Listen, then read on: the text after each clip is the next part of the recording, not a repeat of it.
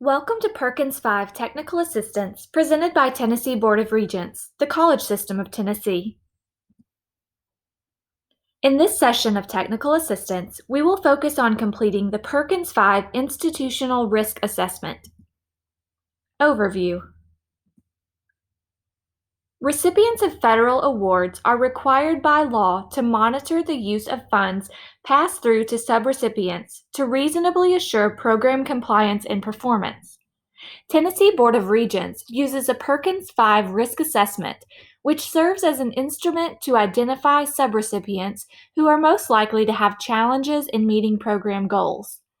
This risk assessment is completed by the institution and by TBR.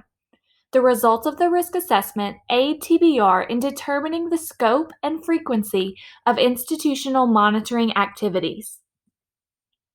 Reporting. Step 1.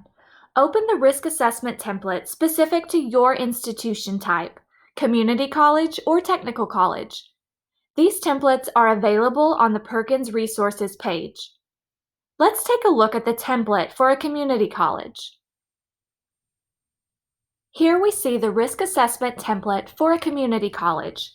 Take note, all areas highlighted in yellow and only areas highlighted in yellow should be completed by the institution. All other areas of the template should remain unchanged. Step 2. Enter the institution name at the top of the page.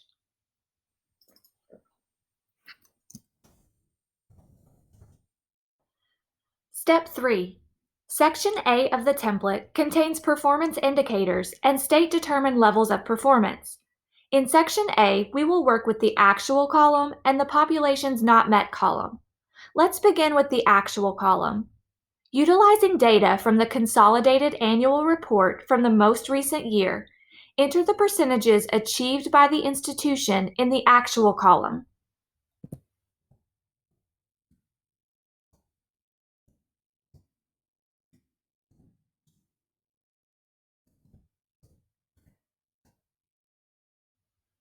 Notice, as percentages are entered in the actual column, a yes or no will autofill in the met 90% required column.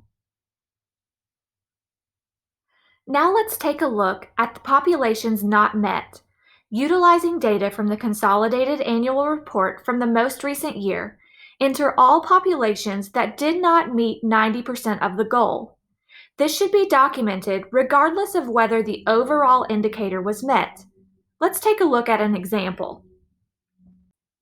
In looking at the Consolidated Annual Report for our sample college, we see that 90% of the goal for 1P1, student retention and placement, was met overall. However, the population of unknown race and youth in foster care were not met and should be documented.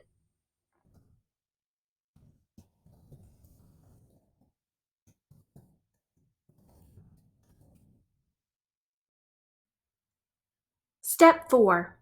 Section B of the template asks for the percentage of the Perkins budget spent. This number is the percentage of Perkins dollars spent within the approved Perkins budget for the last fiscal year.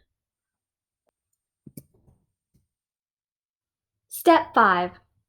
Section C of the risk assessment template asks for the year of the last audit, the number of audit findings that exist, and a description of the findings.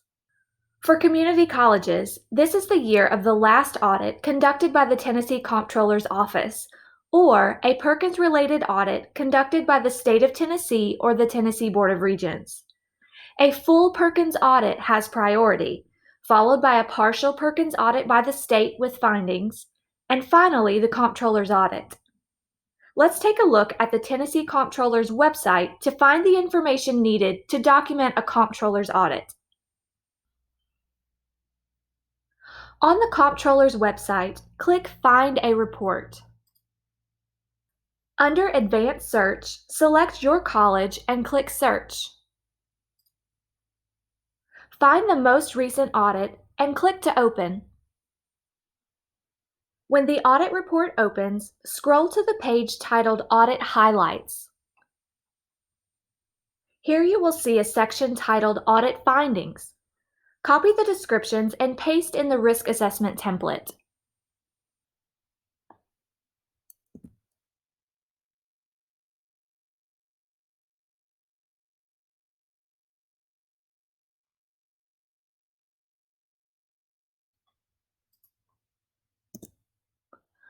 For technical colleges, this is based on the most recent audit conducted by the Tennessee Board of Regents Office of System-Wide Internal Audit, or a Perkins-related audit conducted by the state of Tennessee or the Tennessee Board of Regents. Step 6. Section D of the Risk Assessment Template asks for information pertaining to the institution's Perkins Coordinator. First, enter the name of the institution's Perkins coordinator or contact, not his or her supervisor. Next, enter the month, day, and year for start date as Perkins coordinator or contact. This is the date in which this person began working as the individual in charge of Perkins funding, not when they were hired with the institution. Finally, based upon start date in the current position, enter the number of years working as the Perkins coordinator or contact.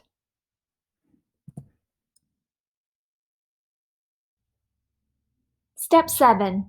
Section E of the Risk Assessment Template asks for the date the institution was last monitored. This is the date the institution was last monitored by the Tennessee Board of Regents System Office concerning Perkins grant funding. If the last date of on-site monitoring is unknown, the last date of desk monitoring, self-assessment monitoring, or virtual monitoring may be listed.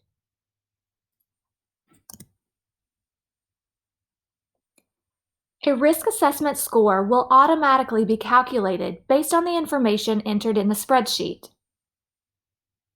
Notice the risk assessment score for our sample college is calculated at 1. Take note, there is one additional tab within the risk assessment template. The second tab provides an explanation of the calculated score and a chart for monitoring purposes. Upload for submission. The Perkins V Risk Assessment should be uploaded to the appropriate Perkins Uploads page for submission by the given deadline. The Perkins V Risk Assessment is now complete. Thank you for watching this session of Technical Assistance presented by Tennessee Board of Regents, the college system of Tennessee.